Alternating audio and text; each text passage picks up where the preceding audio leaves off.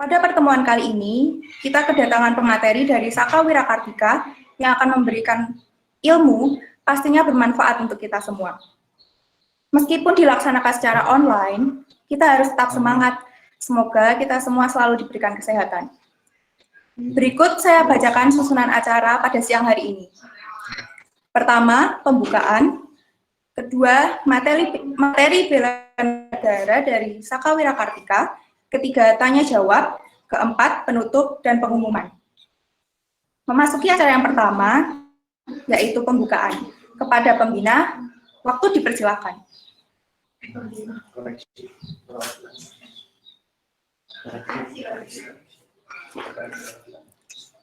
Kepada perwakilan pembina, waktu dipersilakan.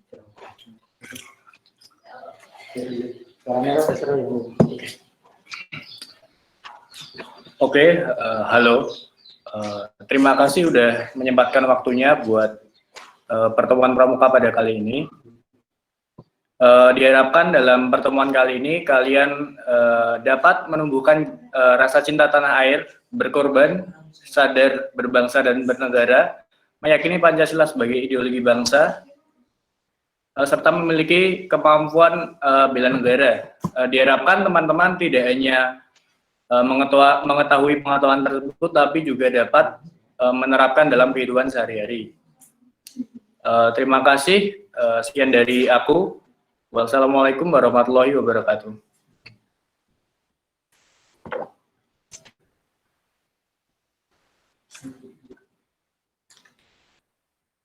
Selanjutnya kita memasuki acara inti, yaitu materi bela negara dari Saka Wirakartika. Kepada pemateri, waktu dipersilahkan.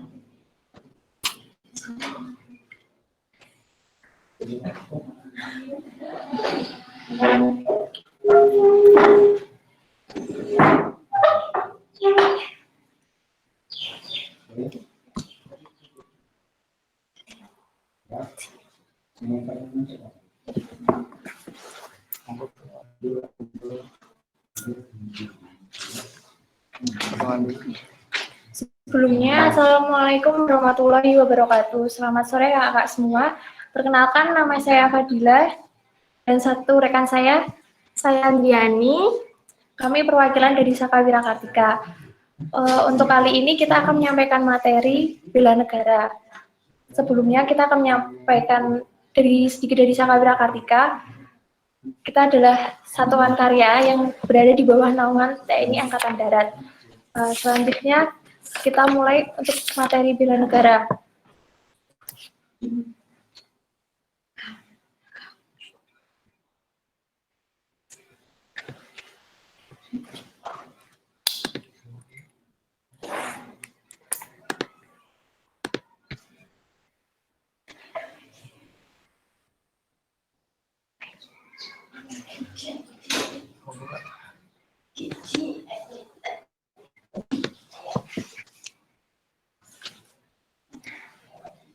Wawasan kebangsaan atau bela negara.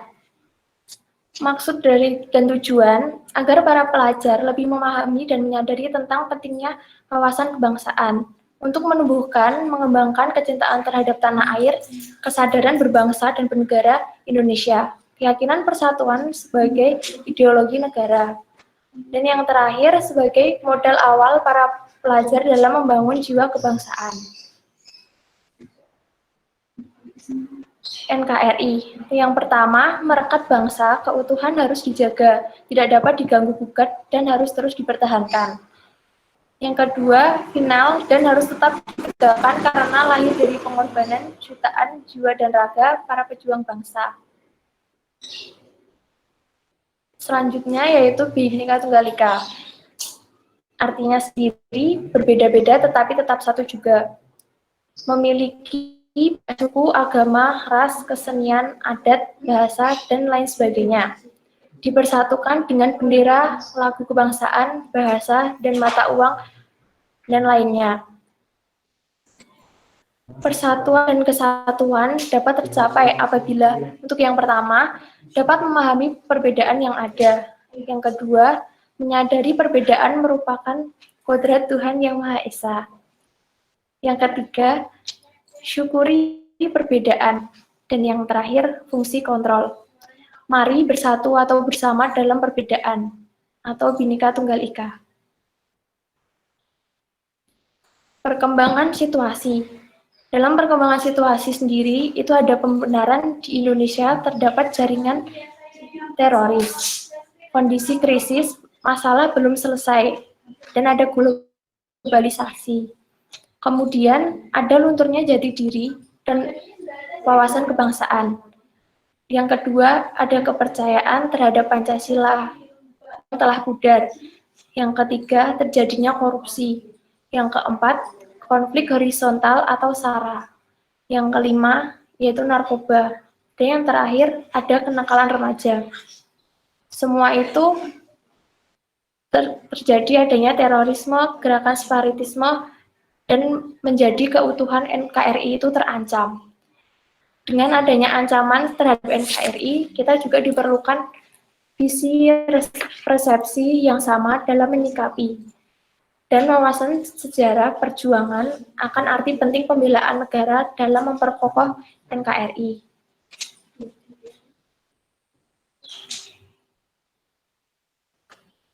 Dan ada juga mengapa harus dibela.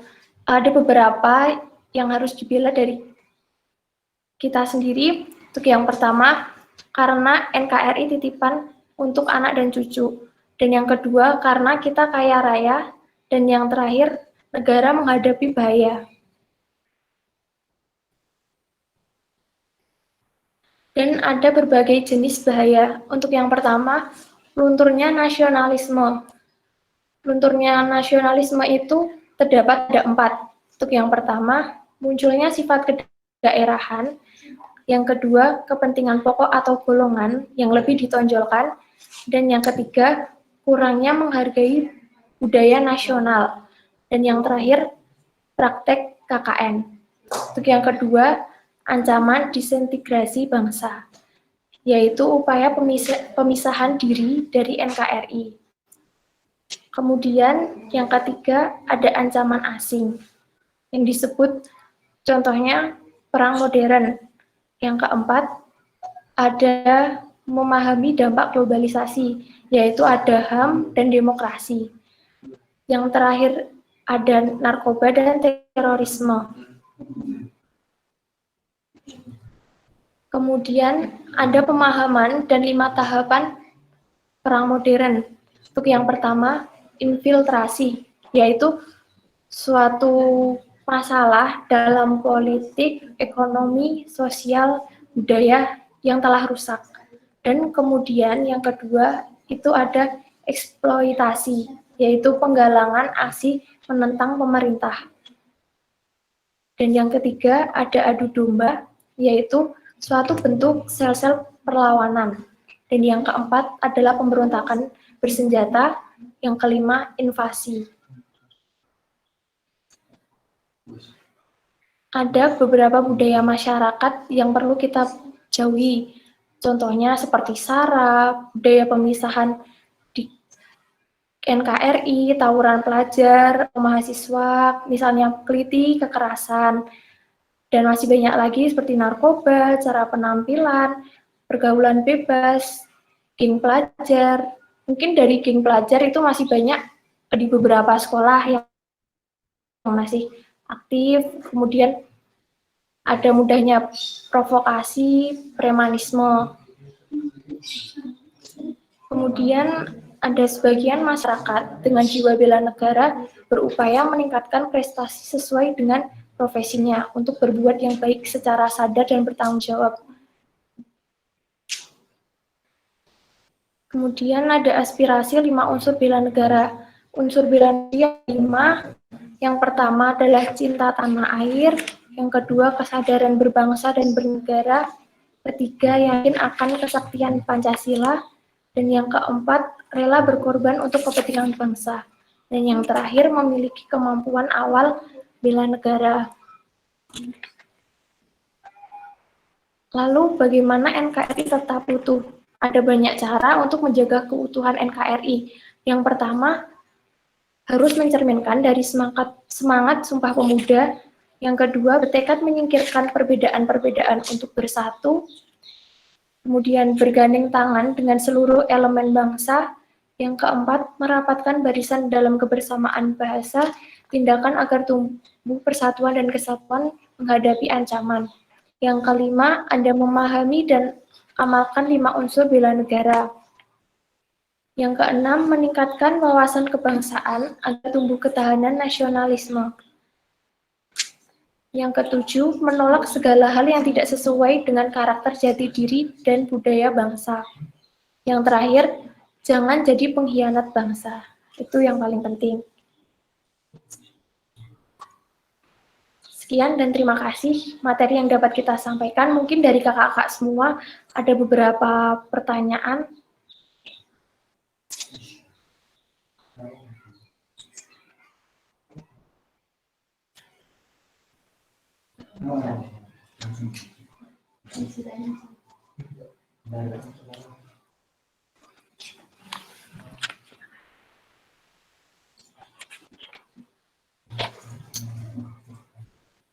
Langsung aja. Silakan kepada kakak semua yang ingin bertanya, langsung di chat. Untuk pertanyaan langsung ditanyakan di kolom chat.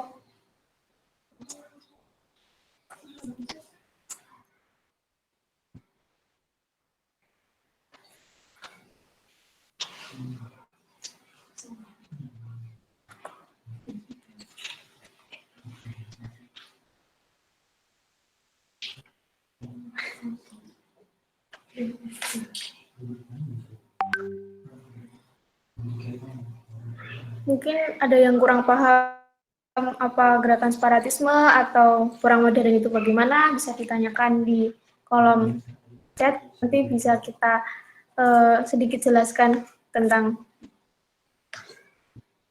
contoh-contohnya dan mungkin ada yang mungkin kurang jelas.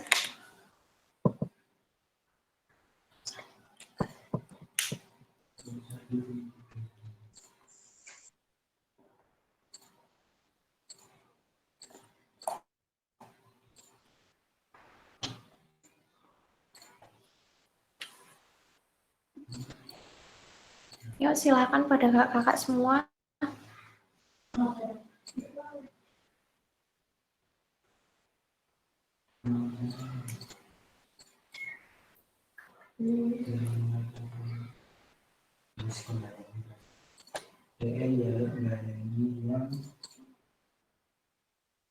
Ini ada Pak, katanya minta ngulangi yang mengapa harus dibela itu. Mulai dari situ katanya. Minta diulangi yang bagian itu sampai yang apa ya? Sampai yang ada gangguan-gangguan itu. Yang kayak salah yang belajar itu. Ya.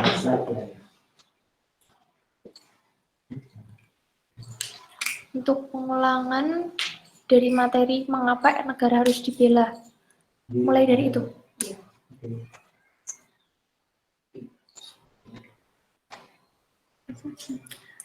Untuk mengapa negara harus dibela, karena negara sendiri itu adalah NKRI titipan untuk anak cucu. Karena kita kaya raya, negara menghadapi bahaya.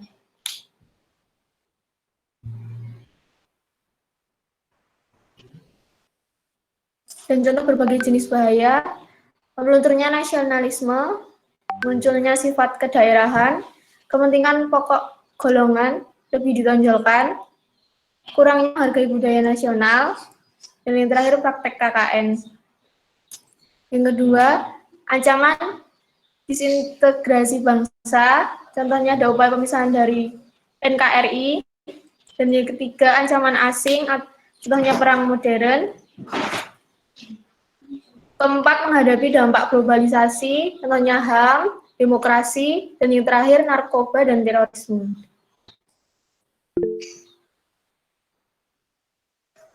Pemahaman pemahaman dan 5 tahapan perang modern. Untuk yang pertama, itu ada infiltrasi, yaitu suatu masalah yang terjadi dalam politik, ekonomi, sosial, budaya yang telah rusak. Dan yang kedua, itu ada eksploitasi, yaitu penggalangan atau aksi menentang pemerintah. Yang ketiga, ada adu domba, yaitu bentuk sel-sel perlawanan. Yang keempat, ada pemberontakan bersenjata. Dan yang terakhir, ada invasi.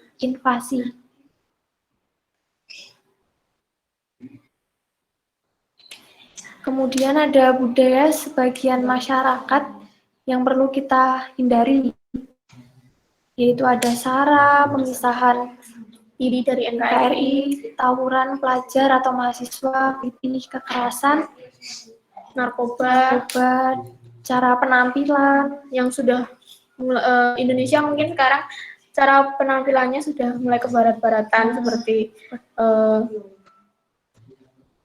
kebarat-baratan kayak ini ya kayak yang terlalu terbuka, terlalu terbuka.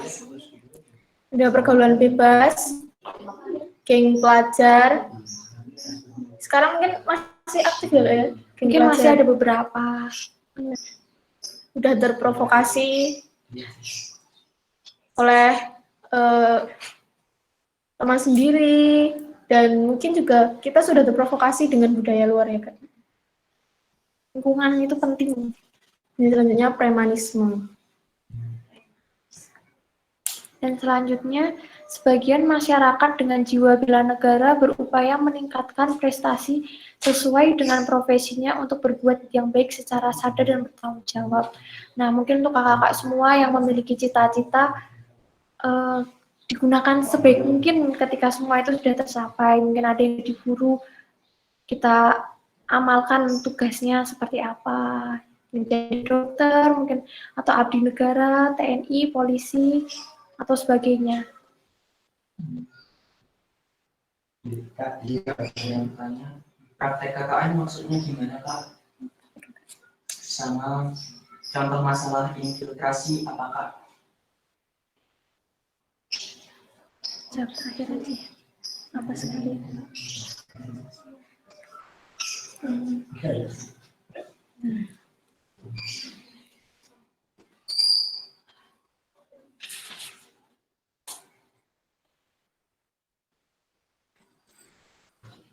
Terus di sini.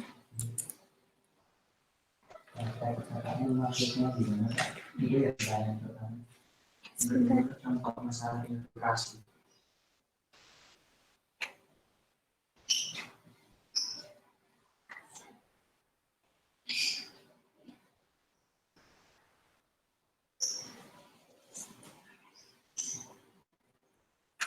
Untuk pertanyaan kita tampung dulu.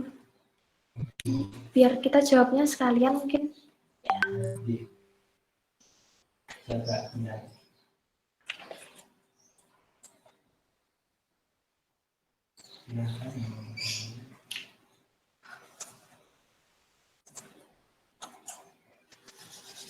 Kami beri 5 menit.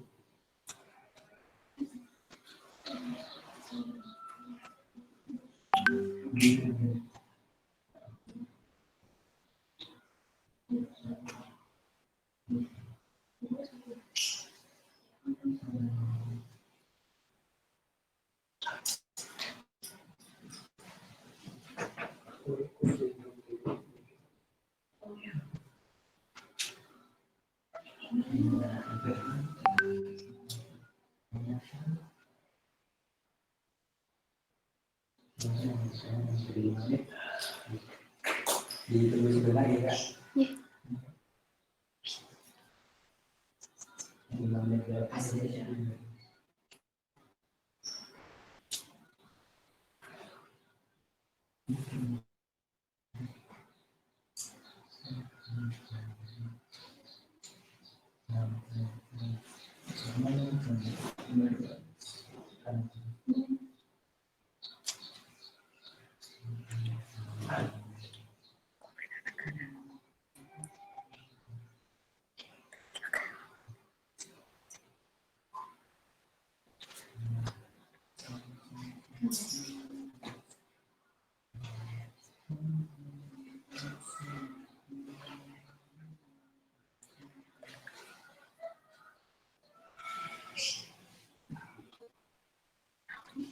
Oke.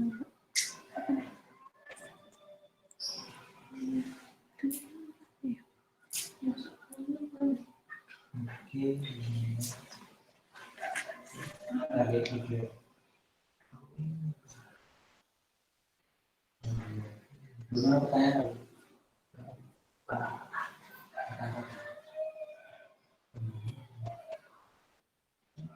Terus, berarti yang tidak ya?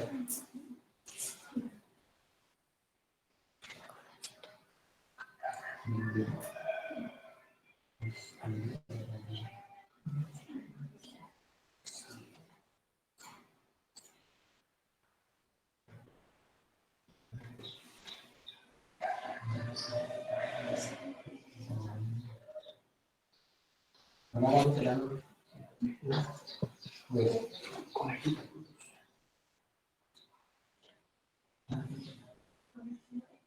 Kamera.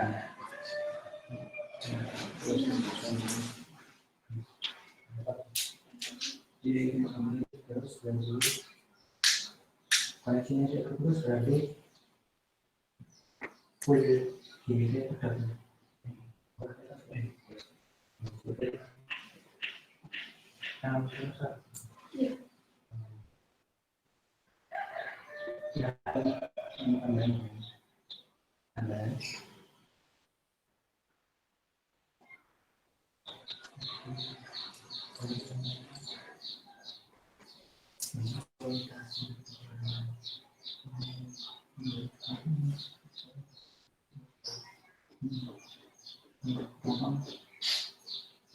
Kak, apa yang dimaksud eksploitasi penggalangan?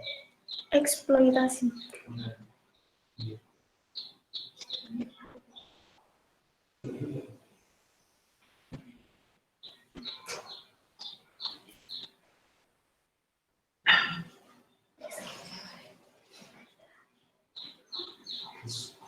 Beda, karena sudah 5 menit itu saja pertanyaan. Oh ya.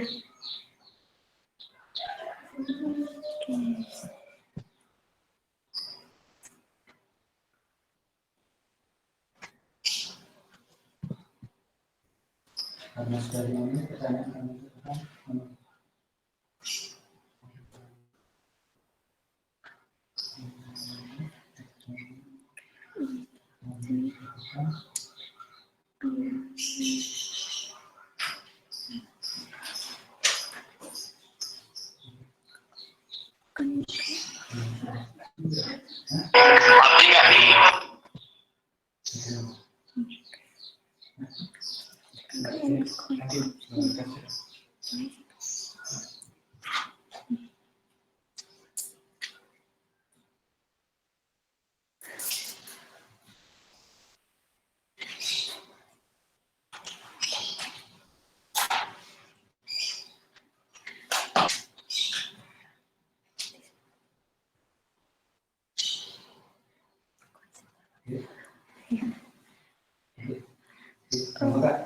Oke, mungkin saya jawab dari yang contoh praktek KKN dulu ya Kak ya. Contoh praktek KKN tersendiri itu ada seperti kayak korupsi, lalu ada nepotisme, kolusi, seperti itu. Dan pelaku KKN tersendiri ada seperti pejabat negara yang sering terlibat, ada jaksa dan penyidik, panitera pengadilan, dan pemimpin dan bendaharawan proyek. Jadi KKN sendiri itu seperti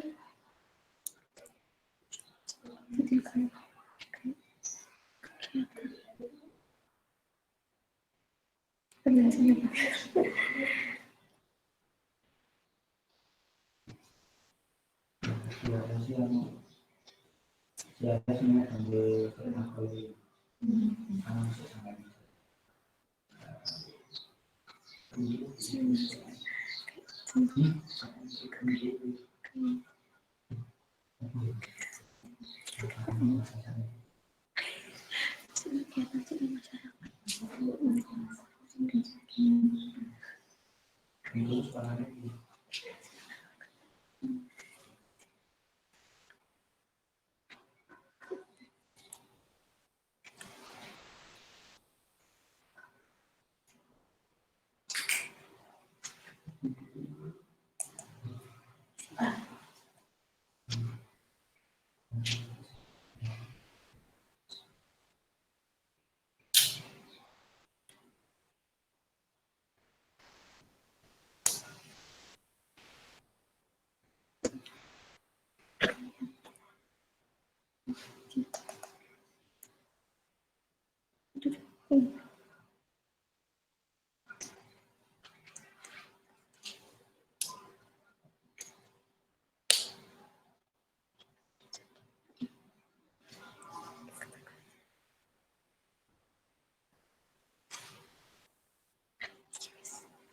Belum.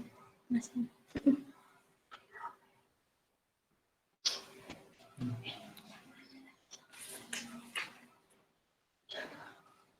Di sini sama Mungkin yang dimaksud dengan praktek KKN yang menimbulkan terjadinya pelunturnya nasionalisme itu seperti korupsi. Semua kan biasanya dibutuhkan kejujuran, tetapi dalam penyalahan gunaan dengan terjadinya korupsi dan terjadi lagi kolusi. Kolusi itu seperti kerjasama yang menentang hukum itu. Dan kemudian nepotisme itu yang melawan hukum, namun untuk kepentingan keluarganya sendiri tanpa memikirkan kepentingan masyarakat, bangsa, dan negara. Ya seperti itu. Mungkin nanti kalau kurang jelas bisa ditambahkan lagi.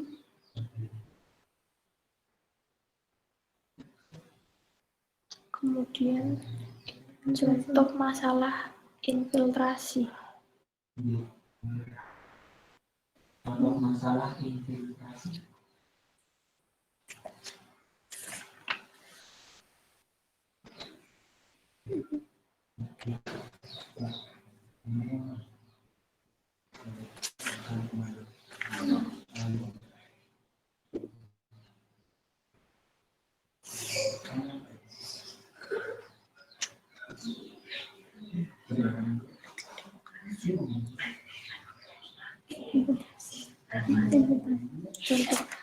Contoh infiltrasi dalam segi politik, ekonomi, sosial, budaya di perusahaan seperti apa?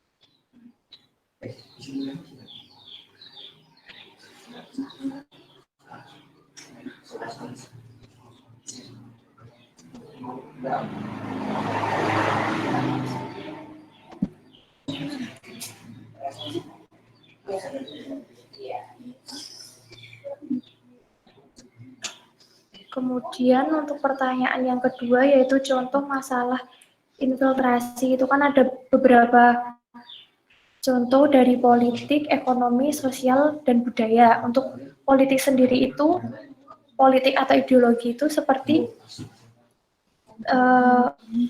pengamalan nilai Pancasila yang kurang diterapkan dalam keseharian. Seperti itu.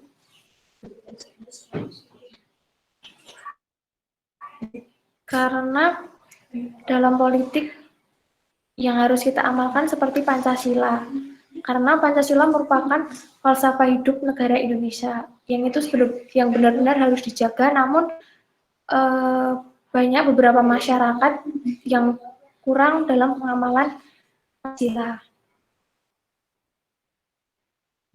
Yang selanjutnya, ekonomi. Contoh ekonomi adalah seperti globalisasi.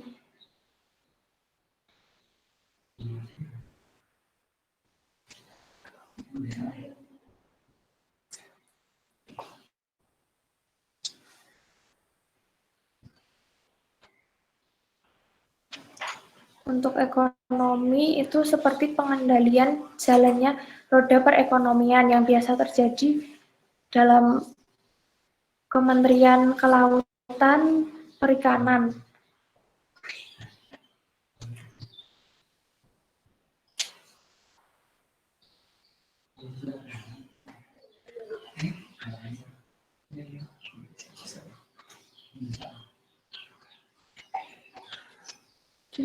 Sosial, sosial budaya.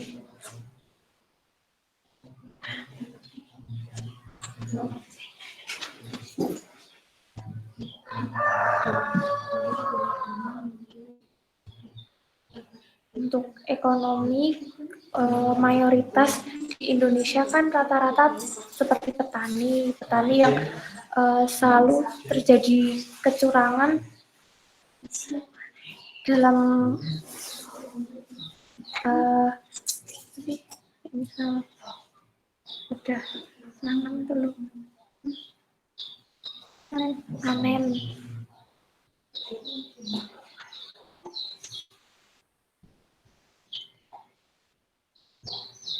Dan tergantungan pada impor bahan baku yang sering terjadi.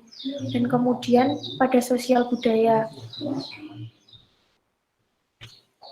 yaitu yang pertama penguasaan ilmu pengetahuan dan teknologi.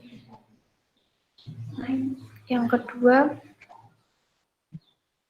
penguatan tentang budaya dan wawasan Nusantara yang melalui pendidikan formal. Jadi mungkin maksudnya dalam pendidikan formal tersendiri yang ada di Indonesia itu kurang mumpuni seperti itu. Kemudian contohnya kurangnya rasa nasionalisme dan penguatan konsep pada Bhinneka Tunggal Ika. Kemudian yang terakhir contohnya kurangnya penyaringan budaya dengan menggunakan nilai-nilai yang terkandung pada Pancasila. Kan Pancasila itu ada 5 sila, itu setiap sila pasti ada pengertiannya masing-masing. Nah, setiap penyaringan budaya itu kita juga perlu mengamalkan mana yang termasuk dalam sila pertama, kedua, ketiga, keempat, dan terakhir kelima. Seperti itu. Jadi apapun info yang terdapat itu kita juga harus pintar dalam menyaringnya. Jangan asal kita terima tapi ternyata kurang tepat. Terakhir, eksploitasi pengalaman. Eksploitasi pengalaman. Mas, teman-teman. Contohnya,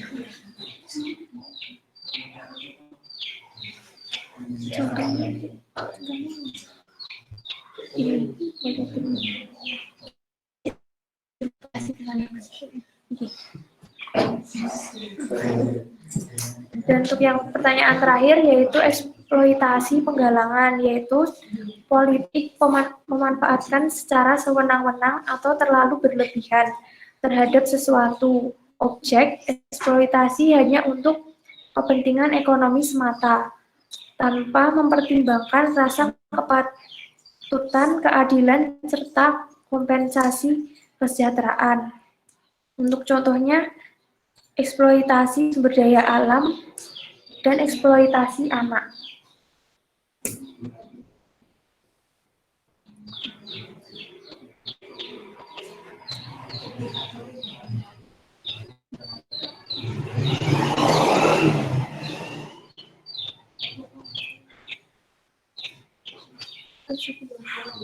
Intinya dimaksud eksploitasi sumber daya alam itu ada kayak pemanfaatan sumber daya alam yang berlebihan, ada contohnya hancurnya atau musnahnya spesies, hancurnya ekosistem, dan hilangnya habitat-habitat yang sulit digantikan, dan lambatnya pertumbuhan sumber daya alam untuk memenuhi kebutuhan manusia.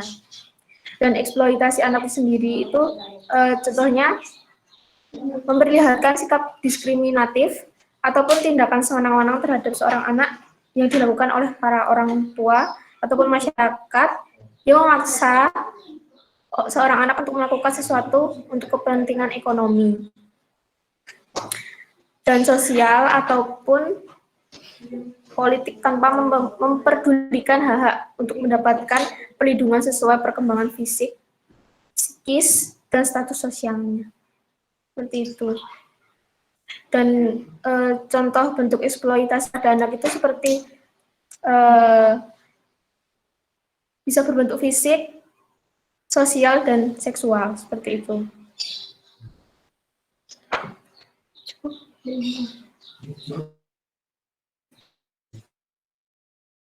Mungkin itu bila ada pertanyaannya, kami mohon maaf. Kami tutup. Wassalamualaikum warahmatullahi wabarakatuh.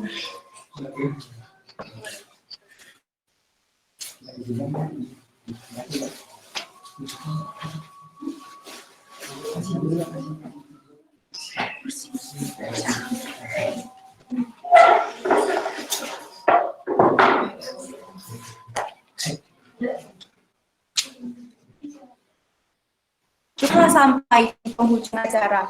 Terima kasih banyak kepada narasumber, moderator, serta para peserta yang telah menyimak acara dari awal hingga akhir. Semoga ilmu yang didapat bisa untuk diaplikasikan dalam kehidupan sehari-hari. Saya selaku pembawa acara, pamit diri.